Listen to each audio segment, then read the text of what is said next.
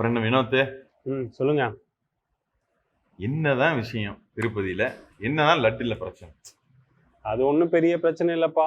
திருப்பதி லட்டுல beef fat, fish oil இதெல்லாம் வந்து இருந்ததா லேப்ல வந்து டெஸ்ட் பண்ணி கண்டுபிடிச்சிருக்காங்க. நம்ம சந்திரபாபு நாயுடு தான் வந்து அதை வந்து வெளியே அறிக்கையை விட்டுருந்தாரு. ஸோ அதுக்கப்புறம் பார்த்தீங்கன்னா அங்கே தொடர்ந்து ஏகப்பட்ட பிரச்சனைகள். பிரகாஷ் ராஜுக்கும் பவன் கல்யாணுக்கும் ட்விட்டரில் ஒரே வார் ஃபைட், அதாவது வார்த்தை போர் நடந்துக்கிட்டே இருந்துச்சு. ஆனால் பாருங்க, இது ஒரு 10 நாளாக போயிட்டு தான் இருக்கு. நேற்று தான் யாரையும் அரெஸ்ட் பண்ணியிருக்காங்க. அது சரி. ஆனா எனக்கு என்ன கேள்வினா, நம்ம ஊர்ல கிரவுடு புல்லிங் ஹீரோல இருந்து கிரவுடு ஃபண்டிங் ஹீரோஸ் வரைக்கும் மன்னிப்பு கேட்டிருக்கானுங்க. என்ன மேட்ரு? அதை பத்தி பேசக்கூடாதுப்பா, அது ரொம்ப சென்சிட்டிவான விஷயம். என்ன சொல்ற? இல்ல எனக்கு புரியல. இதுல என்ன சென்சிட்டிவ் இருக்க வேண்டி இருக்கு? இல்ல இப்படிதான் கார்த்தி பேசினாரு.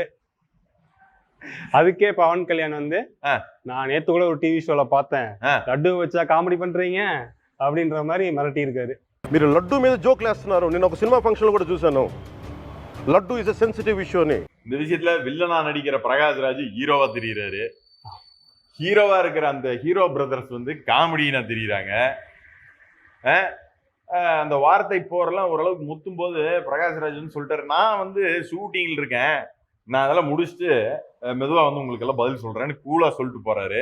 இவங்கெல்லாம் பாவம் விழுந்தடிச்சு வணக்கம் ஐயா, நன்றி ஐயா, ஐயா ஐயாங்கிறாங்க.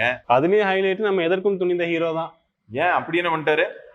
தம்பி பேசுனதுக்கு, அதாவது தம்பி எதுவுமே பேசாததுக்கு அவர் மன்னிப்பு கேட்டதுதான் ஹைலைட்டு. ஏன்னு உங்க எல்லாத்துக்கும் தெரியும், அவர் வெள்ளிக்கிழமை வந்து அவரோட ப்ரொடக்ஷன்ல இருந்து ஒரு படம் ரிலீஸ் ஆகுது. அந்த படத்துக்கு எந்த பிரச்சனையும் ஆந்திரால வந்துடக்கூடாது அப்படின்ற ஒரு முன்னெச்சரிக்கையோட வந்து அவர் மன்னிப்பு கேட்டிருக்காரு. இல்ல இங்க சந்திரன் ஒரு மானஸ் இருந்தா அவன் எங்கேன்னு தேடுற. என்ன பண்றது?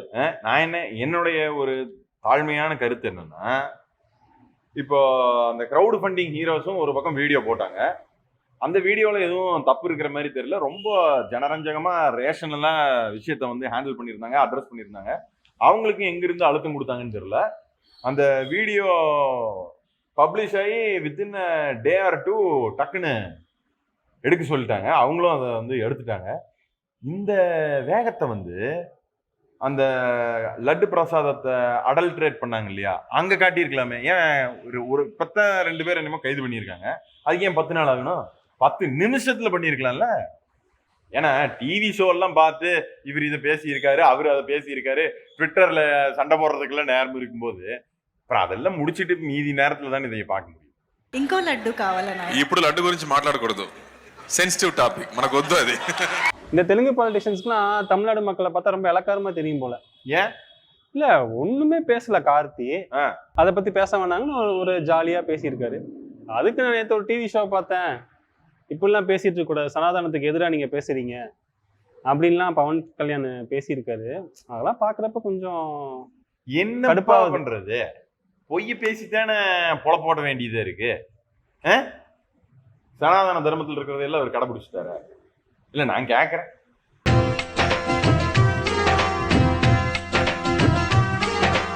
அது சனாதன தர்மத்தை பத்தி எல்லாம் அவர் பேசுறாரு. நடைமுறையில ஒவ்வொரு தனி மனித இண்டிவிஜுவல் அதை எவ்வளவு தூரம் கடைபிடிக்கிறாங்க அப்படிங்கிறது எல்லாம் பார்த்தா அட்லீஸ்ட் ஒரு சுய ஒழுக்க லெவல்லையாவது அதுல சில நல்ல விஷயங்கள் இருக்கு, அதையெல்லாம் கடைபிடிக்கிறாங்களான்றதை நம்ம பார்க்கணும். ஏன் பவன் கல்யாண் கடைபிடிக்கலையா? அது அவருக்கே தெரியும் என்னன்னு. தனி மனித லெவல்ல அவர் எவ்வளவு கடைபிடிக்கிறாரு. இதுக்குதான் நடிகனுக்கு எல்லாம் ஓட்டு போடாதீங்கன்னு சொன்னா கேக்குறீங்களாடா? நடிகனானுங்கடா. திருப்பதி லட்டு தயாரிப்பதற்கான நெய்யில் விலங்கு கொழுப்பு கலப்படம் செய்யப்பட்ட விவகாரத்தில் ஏழுமலையானிடம் மன்னிப்பு கேட்டு ஆந்திர துணை முதலமைச்சர் திரு பவன் கல்யாண் பரிகார விரதம் மேற்கொண்டுள்ளார். இதுல இருந்து நம்ம புரிஞ்சுக்க வேண்டியது என்னன்னா, அரசியலுக்கு யார் வேணாலும் வரலாம், பட் அவசியம் நடிகர்களுக்கு ஓட்டு போடணுமா அப்படிங்கிறத யோசிச்சுக்குங்க.